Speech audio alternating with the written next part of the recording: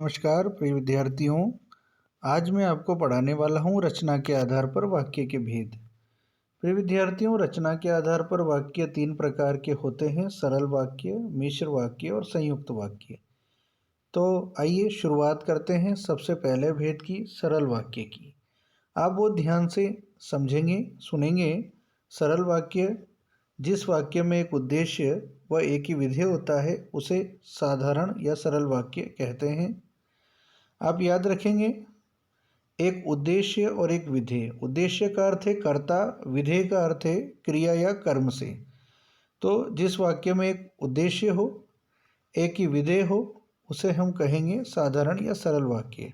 आप उद्देश्य और विधेय को समझने के लिए वाक्य की परिभाषा व वाक्य के अंग वाला वीडियो देख सकते हैं। मैंने वहाँ इसे बहुत आसान भाषा में समझाया है।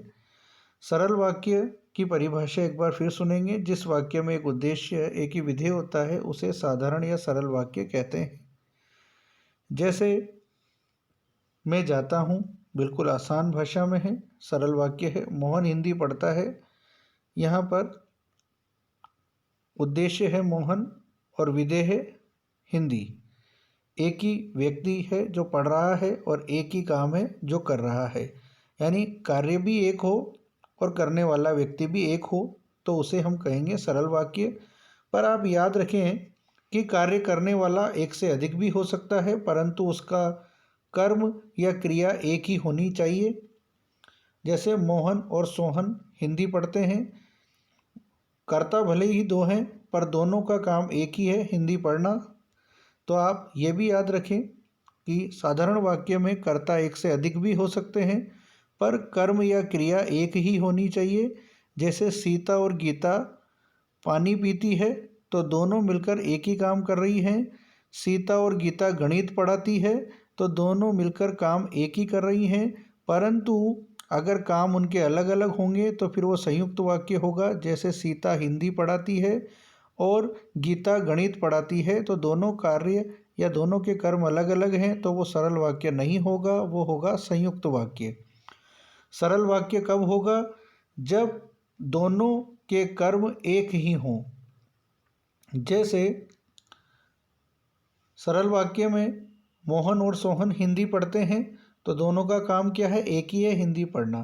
पर अब ये होता कि मोहन हिंदी पढ़ता है, सोहन गणित पढ़ता है, दोनों अलग अलग हो गए, दोनों के काम अलग अलग हो गए, तो वो होगा संयुक्त वाक्य। तो आप समझ गए होंगे, बहुत आसान भाषा में मैंने आपको ये बता दिया है कि जहाँ कर्म या क्रिया एक ही हो, वहाँ सरल वाक्य होता है। कार्य करने वाले एक से अधिक भी हो सकते हैं, पर उनका कर्म या क्रिया एक ही होना चाहिए। जैसे बंदर खेल दिखाता है। दूसरा वाक्य आप समझे, बंदर और मदारी खेल दिखाते हैं। तो यहाँ बंदर और मदारी दोनों मिलकर भी एक ही काम कर रहे हैं। और बंदर खेल दिखाता है, यहाँ भी एक ही काम हो रहा है। और बंदर और मदारी खेल दिखाते हैं, यहाँ भी दोनों मिलकर एक ही काम कर रहे हैं। तो होगा सरल या साधारण वाक्य। ये आपको मैंने आसान भाषा में समझा दिया है। आइए अब लेकर चलते हैं आपको मिश्र वाक्य की ओर। सुनेंगे, मिश्र वाक्य किसे कहते हैं? सबसे पहले समझें, जिस वाक्य में एक मुख्य उपवाक्य हो तथा उसके साथ अन्य आश्रित उपवाक्य हों, तो उसे मिश्र वाक्य कहते हैं। तो मिश्र वाक्य में एक तो मुख्य उपवाक्य होता है और एक होता है आश्रित उपवाक्य, तो उसे हम कहेंगे मिश्र वाक्य। सबसे पहले आप मिश्र वाक्य की पहचान को दर्शाने वाले शब्द याद रखेंगे। ये शब्द आपको जहाँ भी दिखे, आपको सीधे उत्तर बताना है कि वह है मिश्र वाक्य। वो शब्द कौन कौन से हैं? चूँकि, क्योंकि, जब, तब, अर्थात, यदि, तो, ताकि, तदापि, जैसे, जिसका, जिसकी, जबकि, की आदि। आपको बता दें, ये शब्द आपको जहाँ भी देखने को मिले किसी भी वाक्य में, तो आपको सीधे उसे मिश्र वाक्य बता देना है। यह है मिश्र वाक्य की सबसे आसान पहचान। जैसे आप देखेंगे, वे मेरे घर आएंगे क्योंकि उन्हें जयपुर शहर घूमना है। ये क्योंकि मुझे दिखा और मैंने बताया कि यह है मिश्र वाक्य, क्योंकि मुझे पहचान याद है क्योंकि। जब परीक्षा आती है तब विद्यार्थी पढ़ते हैं। ये जब, तब, ये सब मिश्र वाक्य की पहचान है। यदि वह पढ़ता तो पास होता, यदि, तो, ये सब मिश्र वाक्य की पहचानें हैं। तो आपको पहचान याद रखनी है ताकि आपका मिश्र वाक्य गलत ना हो। ये पहचान है, आपको याद रखनी है इन सभी शब्दों को। कोई भी शब्द आपको वाक्य में दिखाई देगा तो आप समझ जाएंगे कि ये मिश्र वाक्य का उदाहरण है। प्रिय विद्यार्थियों, मिश्र वाक्य दो प्रकार के हैं। मुख्य मिश्र वाक्य के अंतर्गत दो वाक्य होते हैं, एक तो प्रधान उपवाक्य और एक आश्रित उपवाक्य। प्रधान उपवाक्य और एक आश्रित उपवाक्य। अब प्रधान उपवाक्य क्या होता है, ये मैं आपको बहुत आसान भाषा में समझा देता हूँ। प्रधान उपवाक्य का तात्पर्य जो वाक्य मुख्य उद्देश्य व मुख्य विधेय से बना हो उसे कहेंगे प्रधान उपवाक्य। आप तो सीधे सीधे ये समझें कि ऐसा पूरा वाक्य आपको देखने को मिलेगा, वे मेरे घर आएंगे क्योंकि उन्हें जयपुर शहर घूमना है। तो जहाँ भी ये जोड़ने वाले शब्द हों, इनके बाद का वाक्य तो होता है आश्रित और इनसे पहले का वाक्य होता है मुख्य उपवाक्य। ये जो बीच में जोड़ने वाले शब्द हैं, इनसे पीछे वाला वाक्य तो है आश्रित और ये पहले वाला है मुख्य उपवाक्य। आप आसान भाषा में समझ गए होंगे। जैसे दूसरा उदाहरण, मैं जानता हूँ कि तुम्हें जयपुर जाना है। तो मैं जानता हूँ तो है मुख्य उपवाक्य या प्रधान उपवाक्य, और ये पीछे वाला है कि तुम्हें जयपुर जाना है, यह है आश्रित उपवाक्य। ऐसे ही एक और उदाहरण से मैं आपको समझा देता हूँ। रेखा मोहन की मौसी है जो कोटा में रहती है। तो ये जो से लेकर पीछे तक का जो वाक्य है यह आश्रित, जो इन शब्दों से जुड़ा हुआ हो, जो, सो, यदि, तो, यानी कुल मिलाकर बीच में जो जोड़ने वाला शब्द आएगा उसके बाद का वाक्य होगा आश्रित और उससे पहले का होगा मुख्य उपवाक्य। तो आपने आसान भाषा में समझ लिया, जो भी शब्द इनको बीच में से जोड़ रहे हैं तो उन शब्दों के बाद वाला जो वाक्य है वो है आश्रित और पहले वाला है मुख्य उपवाक्य। अब आश्रित उपवाक्य क्या होते हैं, तो याद रखेंगे जो उपवाक्य प्रधान उपवाक्य के आश्रित रहता है उसे कहते हैं आश्रित उपवाक्य। अब आश्रित उपवाक्य तीन प्रकार के हैं। प्रिय विद्यार्थियों, ये परीक्षा में भी आता है। तो आश्रित उपवाक्य तीन प्रकार के हैं, संज्ञा उपवाक्य, विशेषण उपवाक्य और क्रिया विशेषण उपवाक्य। अब आप संज्ञा उपवाक्य को सबसे पहले परिभाषा के द्वारा समझे, फिर मैं आपको इसकी शॉर्टकट पहचान भी बताऊंगा। संज्ञा उपवाक्य की परिभाषा, ऐसे उपवाक्य जो संज्ञा की तरह काम करें। आप याद रखें, दोबारा फिर सुने, ऐसे उपवाक्य जो संज्ञा की तरह काम करें, अर्थात किसी कर्ता, कर्म तथा पूरक का काम देते हैं, वे संज्ञा उपवाक्य कहलाते हैं। अब आप बिल्कुल आसान भाषा में समझें कि जो वाक्य इस की से जुड़ा हुआ हो उसको आप कहेंगे संज्ञा उपवाक्य। जो वाक्य किससे जुड़ा हुआ हो, इस की से, जो छोटी ई की मात्रा वाला की है, जो वाक्य की से जुड़ा हुआ हो उसको हम कहेंगे संज्ञा उपवाक्य। जैसे उदाहरण, मैंने देखा कि सीमा गा रही है। तो ये किससे जुड़ा हुआ है, की से। तो ये मिश्र वाक्य में किस प्रकार का है, संज्ञा उपवाक्य। तो आपने ध्यान से समझ गए होंगे, जो की से जुड़ा हुआ है उसको हम कहेंगे संज्ञा उपवाक्य। आश्रित उपवाक्य के तीन भेद हैं, संज्ञा उपवाक्य, विशेषण उपवाक्य, क्रिया विशेषण उपवाक्य। तो संज्ञा उपवाक्यों को कैसे पहचानेंगे, जो की से जुड़ा हुआ हो उसे हम कहेंगे संज्ञा उपवाक्य।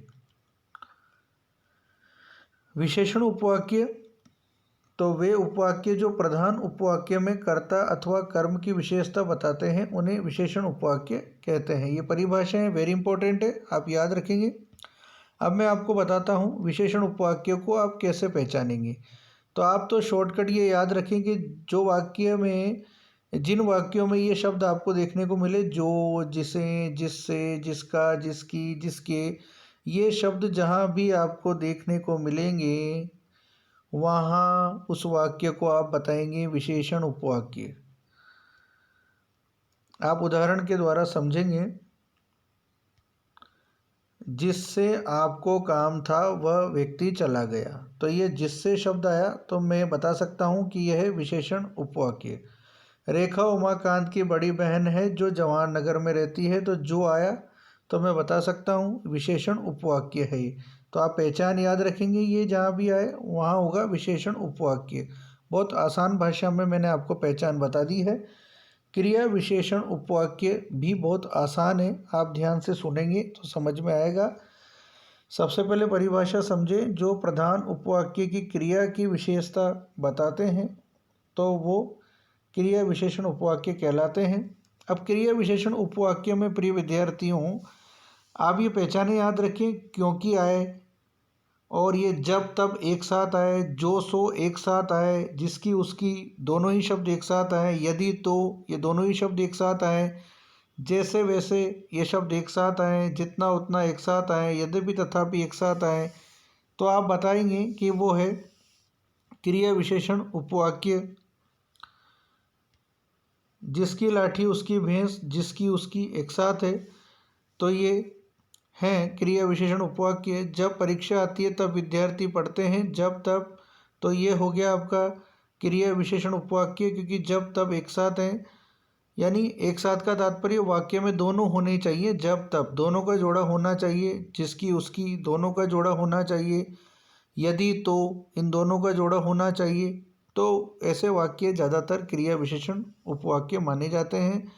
वह बाजार गया क्योंकि उसे काम था, ये क्योंकि भी क्रिया विशेषण उपवाक्य में ही आते हैं। तो ये मैंने आपको बहुत आसान भाषा में पहचान बता दी है। अगर जब अकेला आए तो विशेषण, और जब तब साथ आए तो क्रिया विशेषण। जो अकेला आए तो विशेषण, जो सो साथ में आए तो क्रिया विशेषण। जिसकी उसकी साथ में आए, यदि तो साथ में आए, जैसे वैसे का जोड़ा एक साथ आए, जितना उतना का जोड़ा एक साथ आए, यद्यपि तथापि एक साथ देखने को मिले, तो वो ज़्यादातर क्रिया विशेषण उपवाक्य होते हैं। ये आप ध्यान रखेंगे। आपको समझ में आ गया होगा। सबसे पहले मैंने आपको बताया कि वाक्य तीन प्रकार के हैं। सरल वाक्य, दूसरा मैंने आपको मिश्र वाक्य बताया। मिश्र वाक्य में मैंने पहचान बताई आपको कि ये मिश्र वाक्य की पहचानें हैं। अगर आपको ऊपर ऊपर से बताना हो कि मिश्र वाक्य है या नहीं है, तो ये शब्द जहाँ भी दिखे वो मिश्र वाक्य होता है। अब आपसे ये पूछ ले कि मिश्र वाक्य में कितने प्रकार के वाक्य होते हैं, तो दो वाक्य होते हैं, प्रधान उपवाक्य और आश्रित उपवाक्य। अब प्रधान उपवाक्य तो वो है जो पहले वाला है और बाद वाला है आश्रित। जो पहले वाला है वो प्रधान, बाद वाला आश्रित। जो पहले वाला है वो प्रधान, बाद वाला आश्रित। अब आश्रित उपवाक्य के भी तीन भेद होते हैं, संज्ञा उपवाक्य, विशेषण उपवाक्य और क्रिया विशेषण उपवाक्य। अब पूछ ले कि भाई संज्ञा उपवाक्य को कैसे पहचानेंगे, तो जो की से जुड़े हुए हों वो संज्ञा उपवाक्य, और जो, जिसे, जिससे, जिसका, जिसकी, जिसके, जहाँ ये एक एक शब्द देखने को मिले वो हैं विशेषण उपवाक्य। और जहाँ जोड़े देखने को मिले, जोड़े का तात्पर्य जब ये जोड़ों में आए, जब तब, जो सो, जिसकी उसकी, यदि तो, जैसे वैसे, जितना उतना, यद्यपि तथापि, तो ये हो गए आपके क्रिया विशेषण। और जब ये एक एक ही शब्द आए, जैसे जब, जो, तो ये इस तरह के शब्द विशेषण में चले जाते हैं। और जब ये जोड़ों में आते हैं तो क्रिया विशेषण में चले जाते हैं। अब क्योंकि तो अकेला ही आता है, तब भी क्रिया विशेषण ही बताना है। अब मैं आपको लेकर चलता हूँ संयुक्त वाक्य की तरफ, जो बहुत आसान है। जिस वाक्य में दो या दो से अधिक साधारण वाक्य या प्रधान उपवाक्य या समानाधिकरण उपवाक्य हों, जो किसी संयोजक शब्द से जुड़े हुए हों, तो उसे संयुक्त वाक्य कहते हैं। अब संयुक्त वाक्य की पहचान आप तो सीधे सीधे ये याद रखेंगे कि जहाँ भी संयुक्त वाक्य की ये पहचान आपको देखने को मिले, तथा, एवं, या, अथवा, और, परंतु, लेकिन, किंतु, बल्कि, अतः, ये सब पहचाने ही आपको ये बता देगी कि ये संयुक्त वाक्य है। ये पहचान वाले शब्द आपको कहीं भी दिख सकते हैं, तो आपको संयुक्त वाक्य इन्हीं पहचानों से समझ में आ जाएगा। जैसे बादल गरजे परंतु वर्षा नहीं हुई, तो ये परंतु शब्द देखने को मिल रहा है, तो ये संयुक्त वाक्य है। मोहन और सोहन आए लेकिन पढ़े नहीं, लेकिन से पता लग रहा है कि ये संयुक्त वाक्य है। वह आया तथा पढ़ने लगा, ये तथा भी संयुक्त वाक्य की पहचान है। अब आप संयुक्त वाक्य में एक बात और याद रखेंगे कि ऐसे वाक्यों में दो या दो से अधिक कर्म और क्रिया आपको देखने को मिल जाएंगे। या तो दो क्रियाएं होंगी या दो अलग अलग कर्म होंगे, अर्थात एक ही कार्य नहीं होगा, एक से अधिक कार्य होना यहाँ पाया जाता है, एक से अधिक कर्म होना यहाँ पाया जाता है। चाहे एक से अधिक कर्म हो, चाहे एक से अधिक क्रिया हो, यही तो है संयुक्त वाक्य की पहचान।